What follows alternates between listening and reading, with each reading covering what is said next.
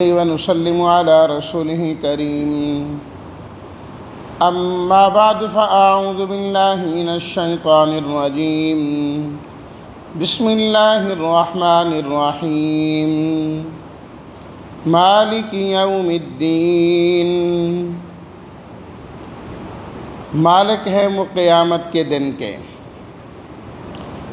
صدق اللہ مولانا العظیم۔ اللہم صلی علی سیدنا و مولانا محمد وعلی آل سیدنا و مولانا محمد وبارک وسلم۔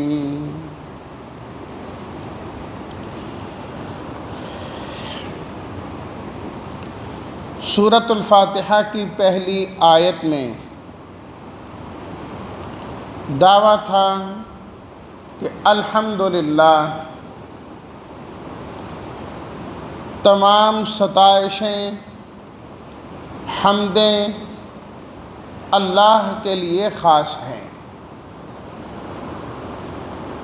پہلی دلیل اس کی بیان فرمائی رب العالمین، اس لیے کہ وہ تمام جہانوں کا پروردگار ہے۔ اس کے بعد دوسری دلیل اگلی آیت میں بیان فرمائی الرحمن الرحیم، کہ وہ بے حد مہربان اور نہایت رحم کرنے والے ہیں۔ جب ساری رحمتیں ان کے پاس ہیں اور وہی رحمت بانٹنے والے ہیں تو الحمدللہ ہر قسم کی تعریف بھی انہی کے لیے۔ اب تیسری دلیل اس کی بیان فرمائی مالک یوم الدین، اللہ قیامت کے دن کے مالک ہیں۔ وہاں پر صرف اور صرف انہی کا سارا اختیار ہوگا، جو چاہیں گے کریں گے۔ اس دن کسی کے پاس کسی قسم کی کوئی طاقت نہیں کہ وہاں کوئی بول سکیں، کہہ سکیں، کچھ کر سکے یا کروا سکے۔ بالکل سب اختیار ختم ہو جائیں گے۔ مالک یوم الدین، مالک صرف اور صرف اللہ ہوگا۔ اور مالک کیا ہوتا ہے؟ هو المتصرف فی الاعیان المملوکۃ کیف شاء من الملک، مالک اپنی مملوکہ چیز میں ہر طرح کا تصرف کر سکتا ہے، اسے رکھے نہ رکھیں، بیچے نہ بیچیں، اس سے فائدہ حاصل کریں نہ کریں، جہاں رکھے جیسے رکھے، وہ مالک ہے، کر سکتا ہے۔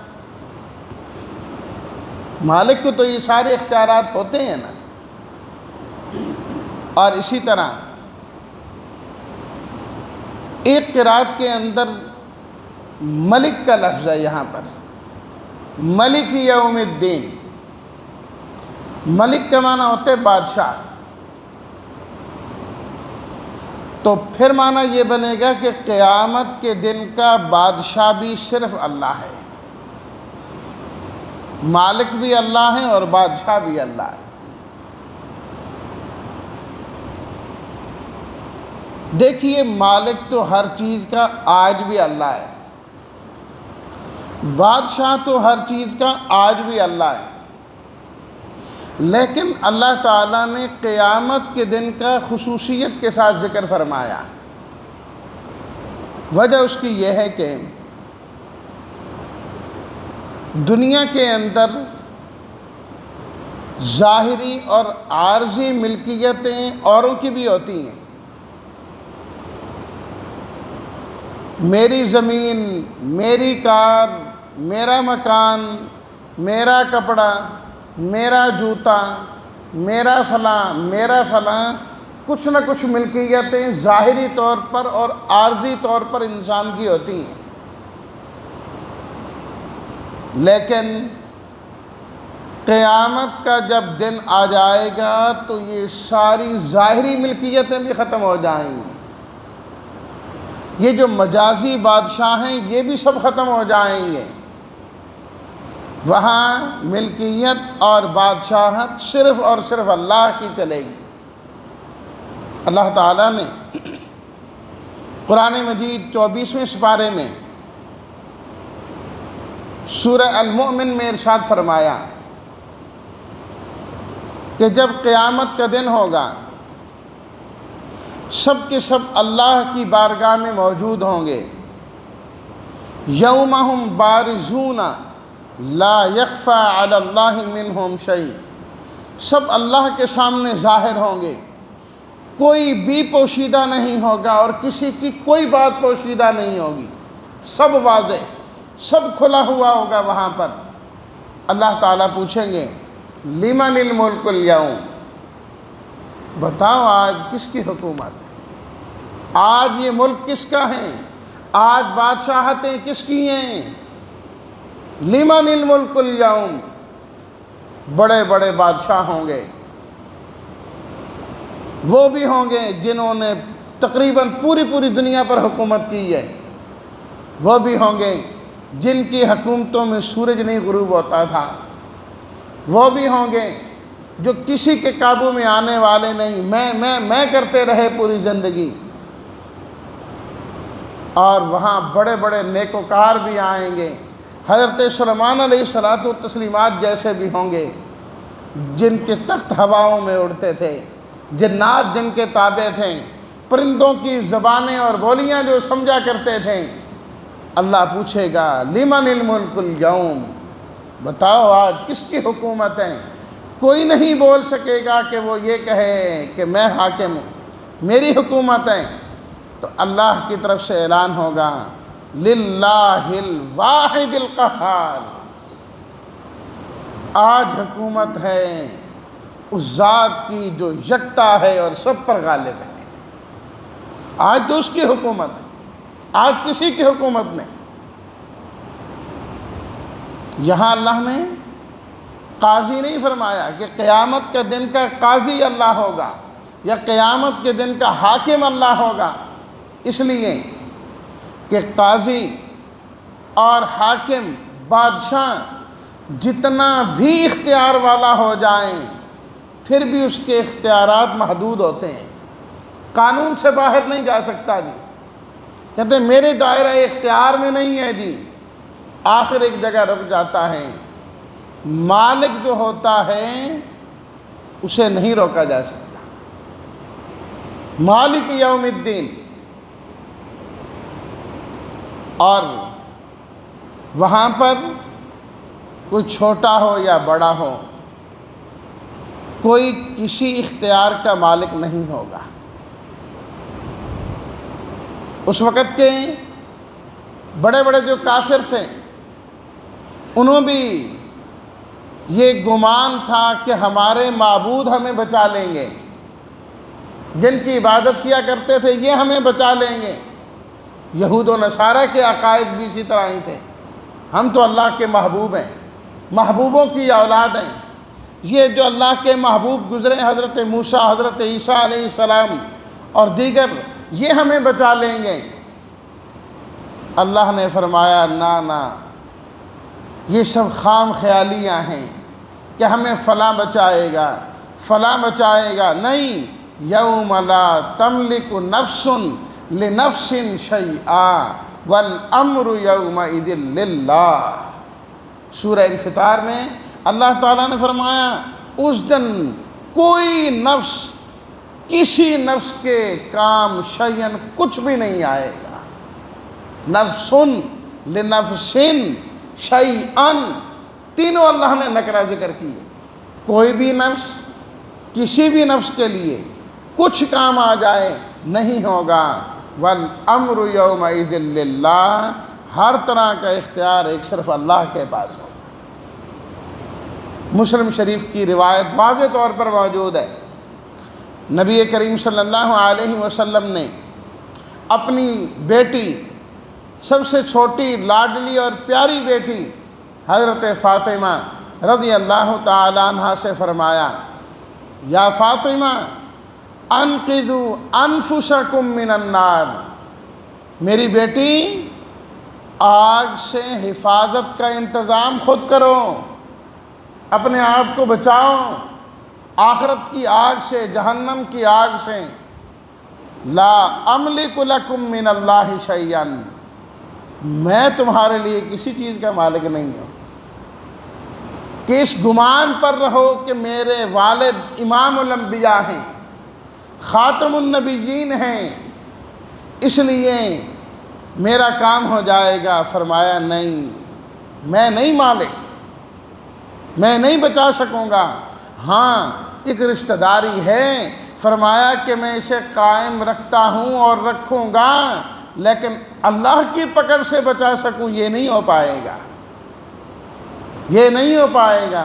یہ نبی کریم صلی اللہ علیہ وسلم نے میری اور آپ کی اصلاح کے لیے یہ بات فرمائی، میری اور آپ کی، ورنہ ان کی تو کیا شان ہے حضرت فاطمہ رضی اللہ تعالیٰ عنہ کی، ان کا تو کیا ایمان ہے، اس کے تو کہنے ہی کیا ہیں۔ اللہ کے نبی صلی اللہ علیہ وسلم نے خود فرمایا سیدۃ نساء اہل الجنہ، وہ تو اہل جنت کی عورتوں کی سردار ہوں گی۔ سردار سے آپ فرما رہے ہیں، میں نے نہیں کہا مانا کسی کے۔ ہاں اللہ جب اختیار دیں گے تو جس کو اختیار دیں گے، جس کے متعلق اختیار دیں گے تو وہ اس کو اتنا بچا سکے گا، وہ اس کو اتنا بچا سکے گا، اس سے زیادہ اختیار کسی کو نہیں۔ وہ حدیث شفاع مشہور ہے کہ قیامت کے دن جب حساب و کتاب نہیں شروع ہو رہا ہوگا، نفسا نفسی کا عالم ہوگا، سب لوگ پریشان ہوں گے، انبیاء کرام سے ہوتے ہوئے نبی کریم صلی اللہ علیہ وسلم کی خدمت میں آئیں گے، عرض کریں گے کہ آپ پروردگار سے عرض کریں کہ حساب و کتاب ہی شروع ہو جائے، حساب و کتاب ہی شروع ہو جائیں۔ آپ علیہ الصلوۃ والسلام فرمائیں گے بالکل اسی طریقے سے میں کرتا ہوں یہ۔ آپ نے فرمایا کہ میں اللہ کے حضور ایک طویل سجدہ دوں گا اور اللہ کی حمد و ثنا بیان کروں گا، اور اللہ مجھے خود سکھائیں گے جو میں اللہ کی ثنا کروں گا، ایسی حمد و ثنا کسی نے بھی نہیں کی ہوگی۔ اللہ تعالیٰ فرمائیں گے اے ہمارے حبیب صلی اللہ علیہ وسلم ارفع رأسک، آپ اپنے سر کو اٹھائیے، سل تعطیٰ واشفع تشفع، میرے حبیب آپ مانگیے، آپ جو مانگیں گے ہم آپ کو عطا کریں گے، آپ سفارش کیجئے ہم قبول کریں گے۔ مانگنا آپ کا کام ہے، دینا میرا کام ہے، یہ نہیں کہ سارے اختیار ہم نے آپ کو دے دیے، آپ جس کو چاہیں جنت میں پہنچا دیں، جس کو چاہیں جہنم میں ڈلوا دیں، نہیں نہیں، فرمایا مالک اور داتا میں رہوں گا، مانگنا آپ کا کام ہے، آپ مانگتے اچھے لگتے ہیں، دینا میرا کام ہے، میں دیتا اچھا لگتا ہوں۔